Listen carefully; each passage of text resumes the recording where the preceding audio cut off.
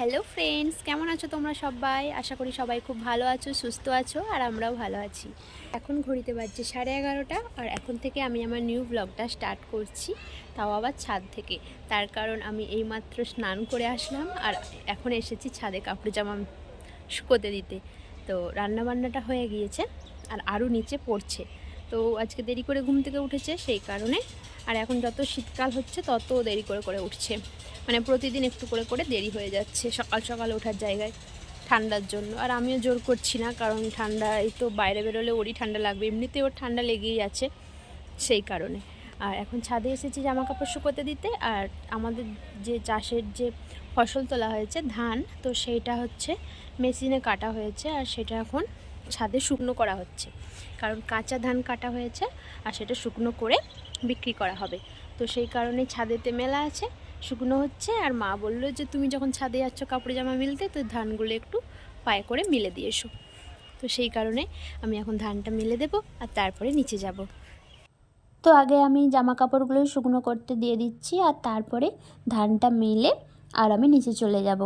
তো হয়তো বেশি দিন ধানটা ছাদে শুকনো করতে হতো না, তাড়াতাড়ি শুকনো হয়ে যেত যদি আমাদের ছাদে প্রচুর রোদ থাকতো। কিন্তু আমাদের ছাদেতে একদমই রোদ নেই, আর সেই কারণে মনে হচ্ছে 4-5 দিন লাগবে শুকনো তেমন হতে। কিছু নেই, শুধু এক সাইডে কিছু জ্বালানি কাঠ রয়েছে, তারপরে পুরো ছাদটাই আমাদের ফাঁকা আছে। তো যতটা ছাদে ফাঁকা জায়গা আছে সবটা জুড়েই ধানগুলো এখন শুকনো করতে দেওয়া হয়েছে। তো এদিকটা দিকে একটু রোদটা রয়েছে এখন, তো কিছুক্ষণ পরে এটাও থাকবে না আর।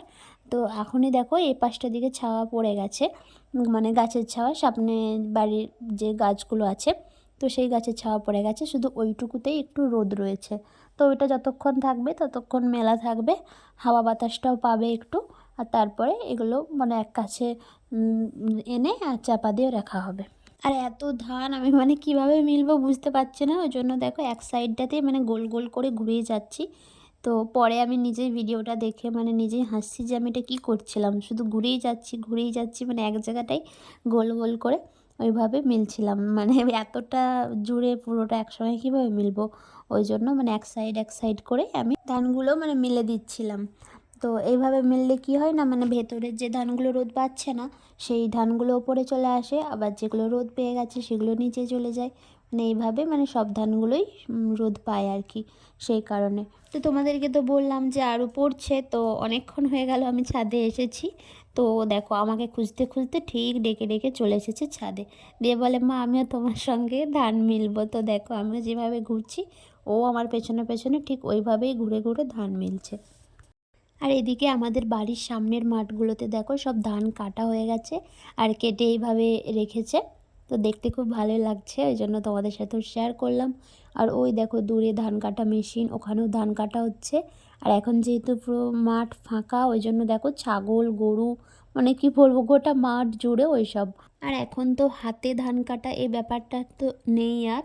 তো ধান কাটা মেশিন আসার পর থেকে তো সবাই ওই মেশিনেতেই ধান কাটে। তো খুব যাদের বাড়িতে গরু আছে, গরুর জন্য দরকার খড়, তো সেই কারণে ধান কাটে হাতে। আর আমাদেরও এই বছর যেহেতু গরু কেনা হয়েছে আর গরুর জন্য খড়েরও প্রয়োজন, ওই কারণে আমাদেরও বেশিরভাগ জমি হাতেই ধান কাটা হয়েছে, নাহলে অন্যান্য বছর মেশিনেতেই কাটা হয় ধান। আর দেখো ছাদ থেকে নেমে এসেই আমি কাজে লেগে গিয়েছি। তো আমাদের যেই জমিতে ধান কাটা হয়ে গেছে তো সেই জমিতে আলু চাষ হবে, সেই কারণে আলু বীজ কাটছি। তো এই আলুগুলোই লাগানো হবে জমিতে।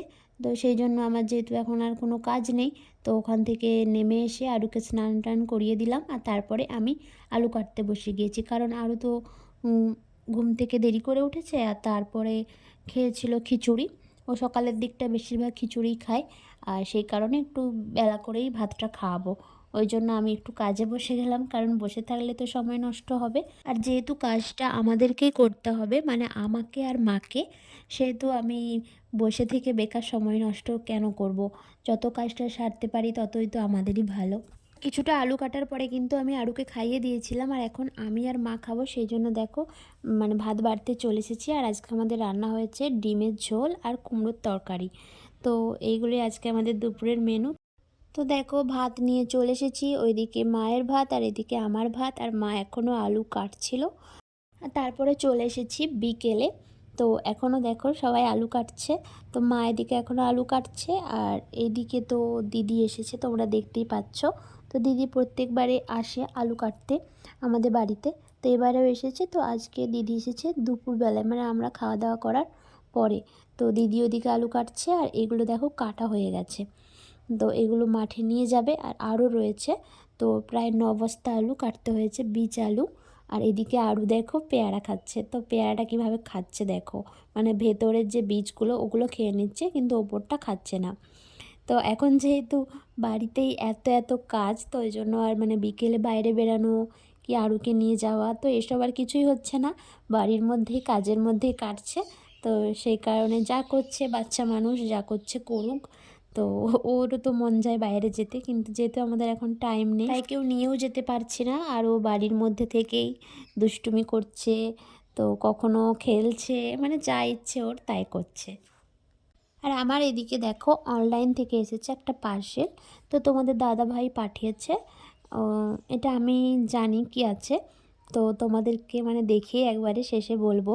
আর আমি জানি কি আছে তার কারণ তোমাদের দাদাভাই যেহেতু এটা অনলাইনে অর্ডার করেছে, তো আমাকে বলেছিল যে এটা অর্ডার করেছি, যাবে তুমি নিয়ে নেবে। তো সেই কারণে আমি জানি, কিন্তু কেমন এসেছে সেটা তো জানি না। তো চলো সবাই একসঙ্গে দেখবো কি আছে। তো এতে একটা আছে স্টাডি টেবিল। তো আরুর জন্যই, আরও না পড়তে বসলে শুধু মানে শুয়ে পড়ে, মানে শুয়ে শুয়ে লেখে, শুয়ে শুয়ে পড়ে এরম। মানে যতই ওকে বলি ততই ও আর কথা শোনে না। মানে একটু উঠে বসলো, আবার কিছুক্ষণ বাদে আবার শুয়ে পড়ে। তো সেই কারণে ওর বাবা বলে কি এরম একটা টেবিলে লিখলে ওর এই শোয়া অভ্যেসটা যদি কাটে তো কাটবে। তো সেই কারণে এটা অর্ডার দেওয়া, অন্য কোনো কারণে নয়। তো ও যাতে বসে বসে লেখার প্র্যাকটিসটা হয়, সেই কারণে এটা অর্ডার দেওয়া হয়েছে। তো দেখো এটা এসেছেও ভালো, খুব খারাপ না, মানে খুব সুন্দর হয়েছে। আর টেবিলটা যেমন দেখতেও সুন্দর, আর সেরকমই মানে মজবুতও আছে।